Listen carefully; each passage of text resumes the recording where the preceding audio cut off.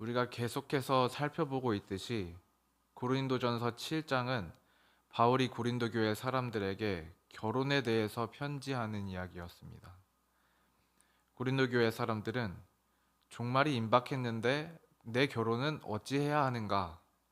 이것에 대해서 바울에게 묻고 있죠.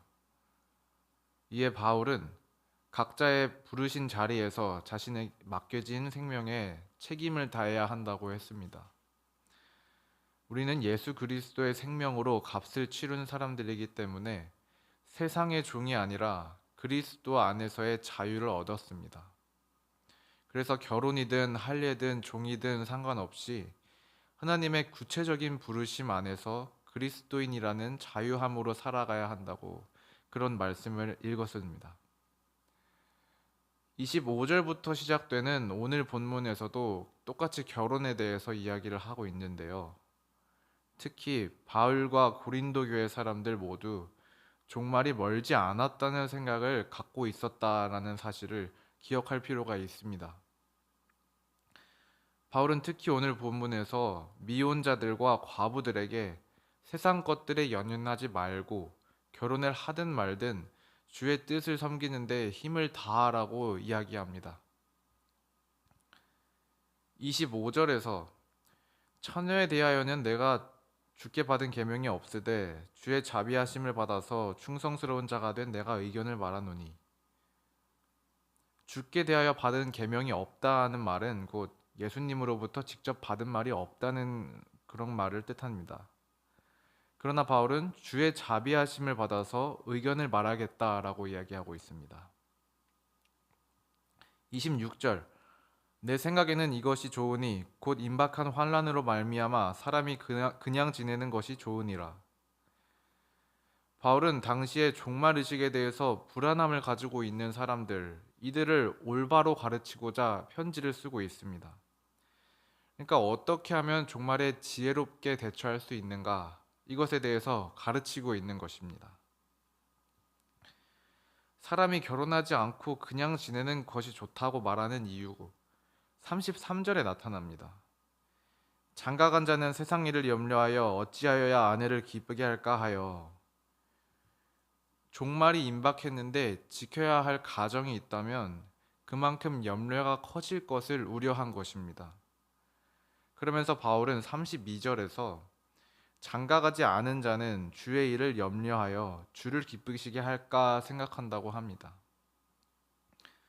그러니까 자신처럼 독신으로 살아가는 사람들은 사람을 기쁘게 하는 것이 아니라 하나님을 기쁘게 하는데 더 마음을 쓸 수 있다는 것입니다. 이건 남자든 여자든 마찬가지인 거죠. 그러나 앞서 말한 것처럼 바울이 독신의 생활을 권장하는 것은 특별한 맥락이 있기 때문에 한 말입니다. 그는 종말이 현재로 계속해서 들어오고 있다라는 그런 확신을 갖고 있었죠. 그래서 31절, 이 세상의 외형은 지나감이니라 라고 하면서 현재의 상황에서 벗어나려고 애쓰지 말고 그 안에서 주님을 기쁘게 하라 라고 이야기하는 것입니다. 35절입니다. 내가 이것을 말하면 너희의 유익을 위함이요 너희에게 올무를 놓으려 함이 아니니. 여기서 바울은 절대적인 규범을 말하고 있는 것이 아니라 고린도 교인들의 영적인 유익을 위해서 권면하고 있음을 알 수 있습니다. 이들을 정죄하려는 것이 아니라 옳은 길로 가게끔 하고 있는 것이죠. 바울은 사려 깊은 마음을 갖고 있고 안타까운 심정을 가지고 있습니다. 그러니까 요약하자면 그는 종말이 임박했으니 주를 섬기는 데 힘써야 하는데 결혼은 독신보다 염려할 것이 많으니까 독신으로 있는 것이 더 좋겠다. 그러나 결혼한다고 해서 죄가 되는 것이 아니다. 이렇게 이야기하고 있는 것입니다. 그리고 36절, 그 약혼녀의 혼기도 지나고 그같이 할 필요가 있거든 이라고 합니다. 이거는 성적인 금욕을 할 수 없을 것이라고 생각하는 약혼녀는 결혼시키는 것이 현명하다 이렇게 말하는 것이고, 아주 실제적이고 구체적인 방안을 주고 있는 것이죠. 그러나 결혼시키지 않고 그대로 두는 것도 잘하는 것이고 오히려 더 잘하는 것이다 라고 이야기합니다. 39절에서는 과부에 대해 이야기하고 있습니다. 마찬가지로 그냥 지내는 것이 복이 있다 라고 하고 시집을 간다면 주 안에서 하라 라고 이야기합니다. 마지막 40절, 나도 또한 하나님의 영을 받은 줄로 생각하노라. 고린도 사람들도 자신들이 성령을 받아서 결혼을 하든 하지 않든 마음대로 할 수 있다고 주장했던 것으로 보입니다. 여기에 바울은 나도 또한 하나님의 영을 받았다라고 말하는 것입니다. 고린도 교회 사람들이 자신의 주장을 합리화하기 위해서 성령을 이용했다면 바울은 성령으로 이들을 안타까워하면서 교훈을 주고 있는 그런 차이가 있습니다. 오늘 본문을 통해 살펴볼 수 있는 신앙의 두 가지 기둥이 있습니다. 첫 번째는 아직의 신앙입니다. 먼저 29절, 그때가 단축하여진 고로, 당시 사람들은 하나님의 때가 임박했다라고 생각했습니다. 그런데 오늘 우리는 2000년 넘게 종말이 아직 오지 않고 역사가 이어지고 있다는 사실을 알고 있습니다. 그런 의미에서 아직까지 종말이 오지 않고 있는 것입니다. 이렇게 아직의 신앙이 첫 번째 기둥입니다. 종말이 아직 오지 않았기 때문에 우리는 종말을 대비해야 합니다. 마태복음 24장 42절에서 44절입니다. 그러므로 깨어 있으라. 어느 날에 너희 주가 임하는지 너희가 알지 못함이니라.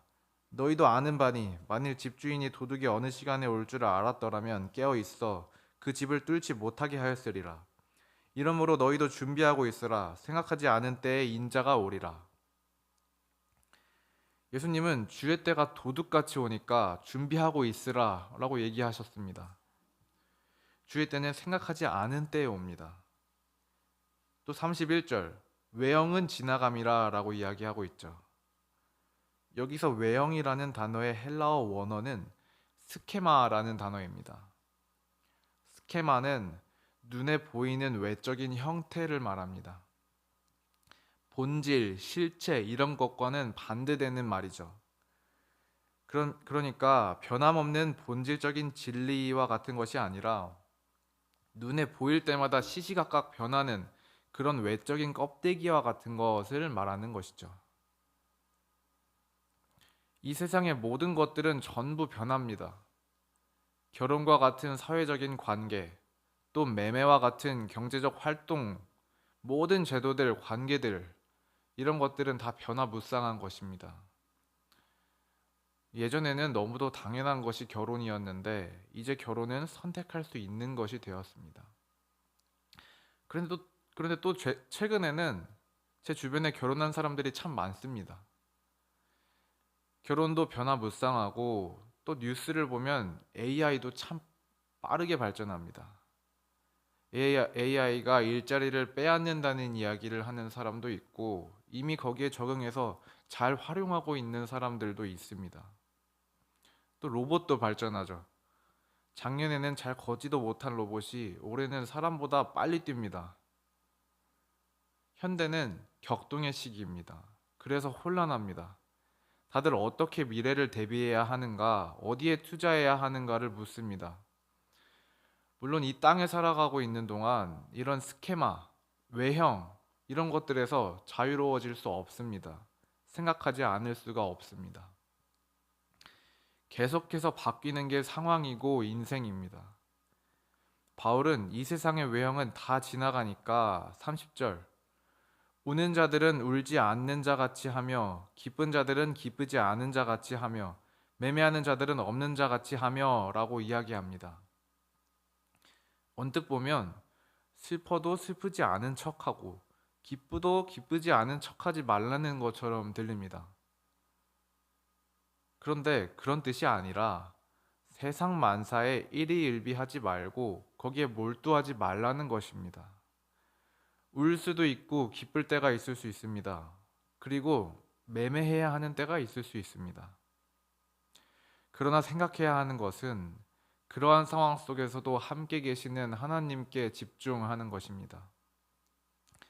존 웨슬리는 가장 좋은 것은 하나님과 함께하는 것이다 라고 했습니다. 이 세상의 그 어떤 것보다 더 좋은 것은 하나님이 우리와 함께 하신다는 사실입니다. 제도, 물질, 재산, 감정 모두 가질 수 있습니다. 그런데 그것은 하나님의 나라라는 영원성, 이 앞에서 전부 지나가는 것에 불과하다라는 그런 말입니다. 32절에서 바울은 너희가 염려 없기를 원하노라 라고 이야기합니다. 계속해서 변하는 세상 속에서 우리가 염려하지 않을 수 있는 이유는 아버지인 하나님을 신뢰하기 때문입니다. 마태복음 6장 25절에서 예수님은 이렇게 말씀하십니다. 그러므로 내가 너희에게 이르노니 목숨을 위하여 무엇을 먹을까 무엇을 마실까 몸을 위하여 무엇을 입을까 염려하지 말라.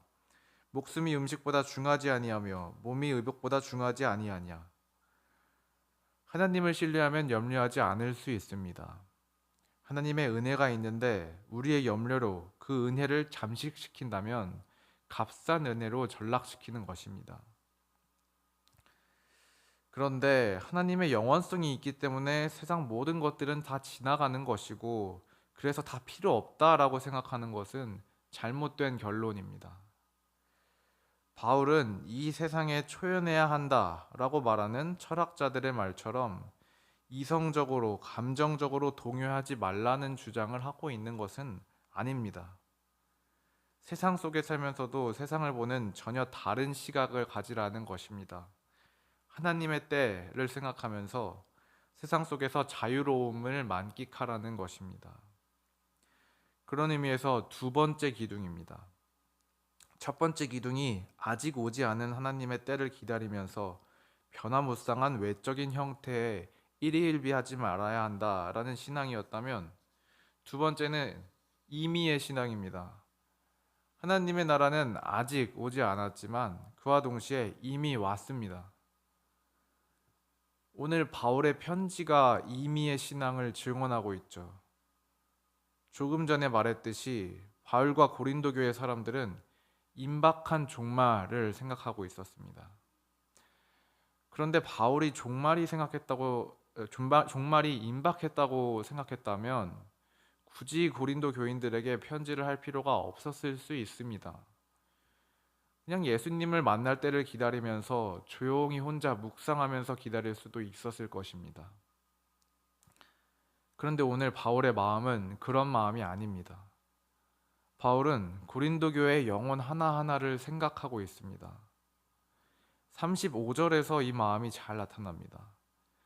내가 이것을 말하면 너희의 유익을 위함이요 너희에게 올무를 놓으려 함이 아니니 오직 너희로 하여금 이치에 합당하게 하여 흐트러짐이 없이 주를 섬기게 하려 함이라. 바울은 고린도 교회의 유익을 바라고 있습니다. 그 유익이란 하나님의 때를 잘 준비하는 것입니다. 바울은 그들을 정죄하려 하지 않았고 그들이 흐트러짐이 없길 원하면서 이들을 가르치고 있습니다. 종말의 때를 눈앞에 둔 바울은 예수의 마음을 가지고 이들에게 권면합니다. 생명을 살리는데 급합니다.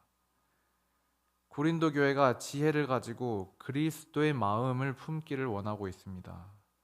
이게 자신의 사명이라고 바울은 생각하고 있는 것이죠. 28절의 뒷부분을 보면 나는 너희를 아끼노라 라고 이렇게 기록되어 있습니다. 이것이 종말을 맞이하는 자의 태도입니다. 우리는 하나님의 때가 언제 올지 모르지만 동시에 지금 와 있다는 사실을 압니다. 그 이유는 예수 그리스도가 이 땅에 와서 우리를 위해 죽으셨기 때문입니다.